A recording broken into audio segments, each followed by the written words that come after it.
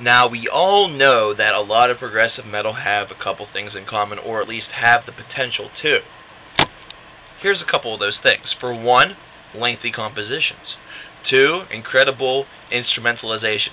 3, vocals that really require a very large and dynamic range. 4, imagery. And 5, a little bit of a fanatical fantasy element.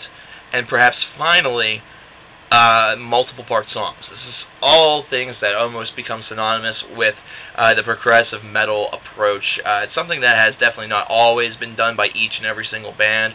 However, this is something that you'll see a lot of the times.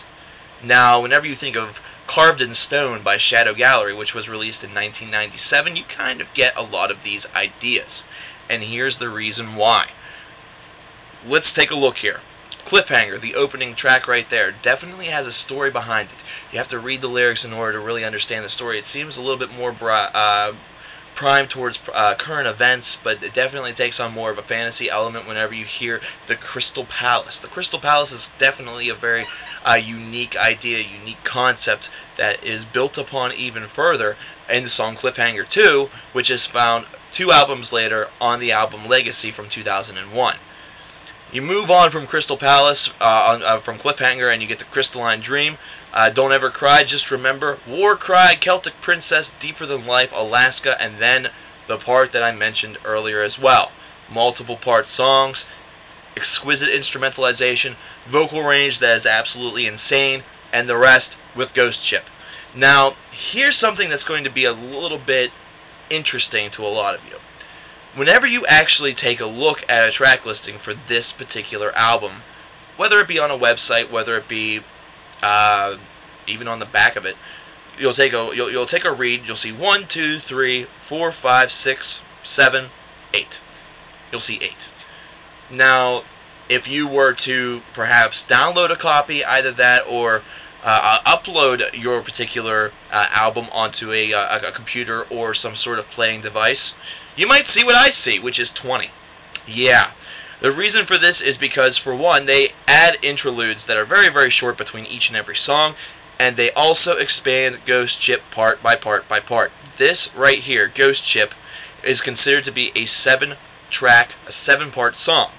And the 7 parts are The Gathering the Night Before, Voyage, Dead Calm, Approaching Storm, Storm, Enchantment, and Legend.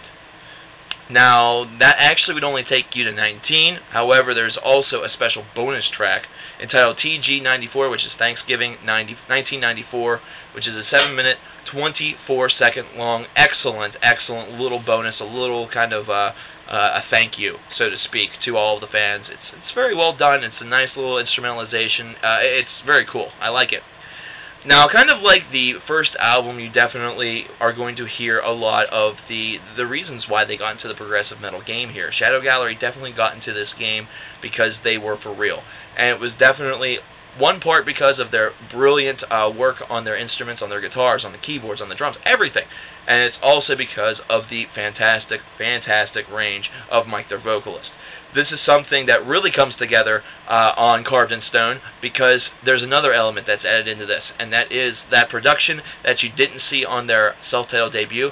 That production level definitely jumped a little bit. They definitely took a little bit more care and time, and it's a little bit more dressed up, a little bit dolled up, but you have to remember 5 years have passed ever since the self-titled album.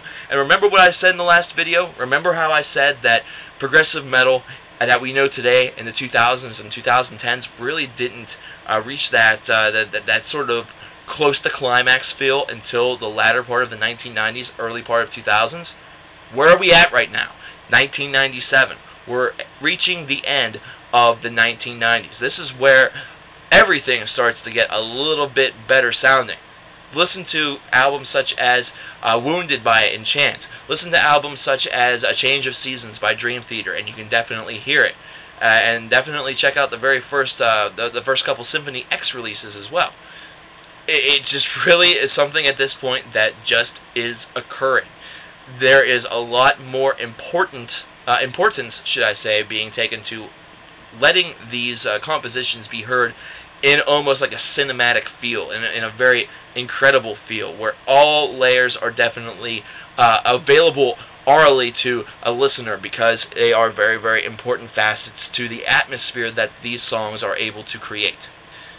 Now, once again, Carved in Stone could be considered an earlier record. However, I consider this the launchpad record. Now, the self-titled record is the debut. The debut is kind of where you get to kind of put your mark on the business and say, this is our starting point. This is where we're starting from. Where we go from here is going to be determined by us. We are the masters of our own destiny. This album right here, Carved in Stone, is the launchpad point to me, because this kind of put it all out on the table of what this band was able to do and what they were going to do, should I say. With Cliffhanger, you definitely hear a song that is very complete, but also has the potential to be built on later. That's something that progressive metal will sometimes do. Most of the time they do it on the same album, other times they don't. This was one of the times where they did not. They also showed that they can build off of the instrumentalization, they can build off of the great vocals, they can build off of everything that they did on their first record and make it bigger, which is also something very important for a band, because in order to grow, in order to evolve, in order to make new fans, you have to satisfy your old fans, but also give new fans a reason to check you out. And they definitely did that. They were able to build on everything. Don't Ever Cry, Just Remember is one of those tracks that definitely hit me. It's one of those tracks that have a very, very good meaning. War Cry is something you'd expect to be crazy, but at the same time, it really isn't. It's more of one of those traditional cries, one of those songs before going off into a great battle. And then you get into Ghost Ship. And Ghost Ship shows this band's ability to write a massive, multi-part song, which we saw in their first album, the self-titled record. However, this is where it really becomes prevalent that Shadow Gallery is a band that could take an entire record and transform it into a concept album. And that's something that you're definitely going to see twice from them out of the next 3 albums. Whenever you think of Tyranny and whenever you think of Room 5, or Room V as some people will call it, that is one big concept album, 2 albums. And Ghost Ship is the one thing that you see before this. Before you see it happen, before the albums happen, you see it sort of set up with Ghost Ship. I'm not saying that Ghost Ship is at any part of that particular cycle. No, I'm just saying that the concept, the idea, the realization that this is a band that could certainly write concept albums, not to mention write them well, maybe transform, gap them together somehow, some unique way. This is something that Ghost Ship shows their ability to do. They have that option, they have that availability, not to mention splitting that up into 7 parts. They showed that they could write the 8-minute, 41-second long tracks, such as the opener, Cliffhanger, but also they were not scared to put on to a record 1-minute, 2-minute, 5-minute long songs, as long as they built towards another one, built on a previous idea, either that or were in the midst of this larger idea of Ghost Ship. Gotta say, really, really great release. Really, really great release. Launchpad release, as I said earlier. This is something that they needed to do in order to show everybody just kind of what cards they had on the table. However, here's the one thing. Whenever you really think about this, the only cards they were showing on the table was the 10, the Jack, the Queen, and the King. With the next record, with any record subsequent after this, I will say this. Shadow Gallery built even further and showed everybody their ace. When did the ace actually get shown? Well, you have to stay tuned to find out, but I can tell you this. You don't have to wait very long.